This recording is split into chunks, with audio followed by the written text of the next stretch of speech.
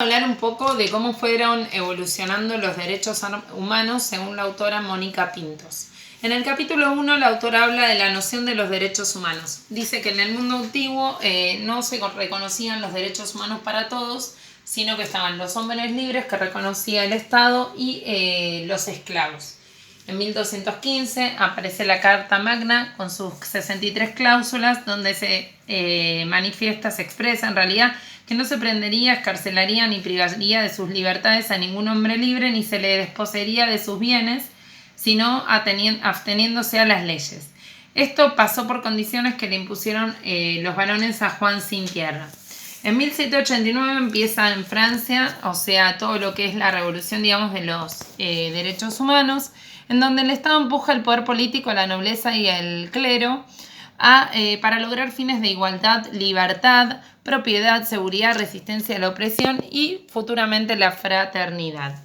Todo esto se materializa en la Declaración de los Derechos del Hombre y el Ciudadano. Todo esto se empieza a lograr por el iusnaturalismo, que dice que el hombre tiene derecho solo por el hecho de ser tal, de ser hombre, de ser humano, y también por el liberalismo constitucional.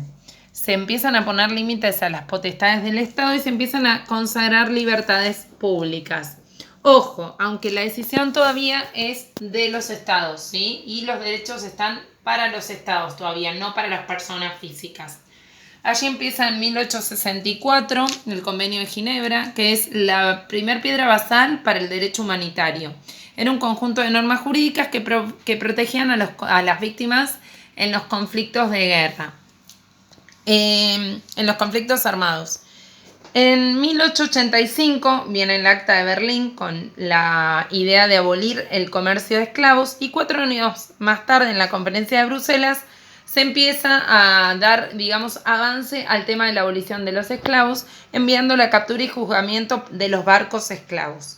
En 1906 hay 2 tratados sobre el trabajo que dice en el tema de los tratados, las cláusulas eran la prohibición del trabajo nocturno de mujeres en industrias y el tema de la prohibición del uso del fósforo blanco.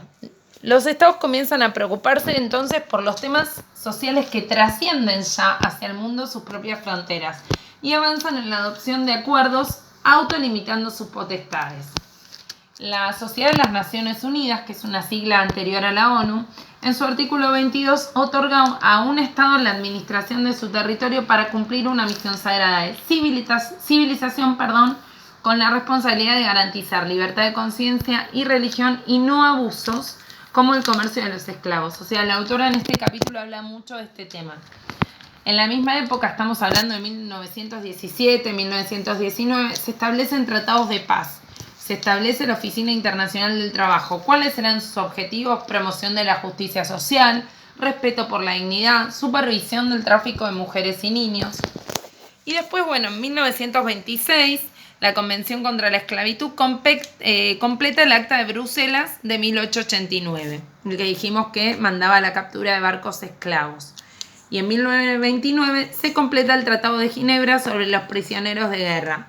Los horrores de la Segunda Guerra Mundial inspiran a los estados a construir un nuevo orden internacional para respetar los derechos humanos. Esto también lo podemos relacionar con los juicios de Nuremberg que marcan un precedente.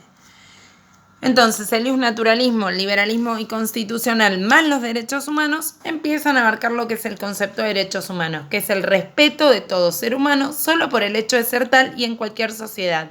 De allí se universaliza la noción de derechos humanos. El reflejo jurídico de los derechos humanos. Cooperación internacional, declaraciones, tratados. Es como que va pasando de un punto a otro. Empieza la Carta de las Naciones Unidas en 1945, que es la primera norma positiva jurídica que consagra las obligaciones de los estados en relación a los derechos humanos. Esto es muy importante porque es la primera carta, la norma jurídica positiva. Constituye el fundamento de la cooperación internacional de los estados para los derechos humanos. Es el punto de partida de un sistema normativo para los derechos humanos. Lo que vamos a hablar es el artículo 55 de la Carta, por ejemplo, es el que promueve la obligación de promover el respeto o sea, a los estados el respeto universal de los derechos humanos y cumplir con su efectividad. Además, también el artículo 56 obliga a que los estados cooperen con la organización y siempre remarcando la no discriminación de idioma, sexo, religión,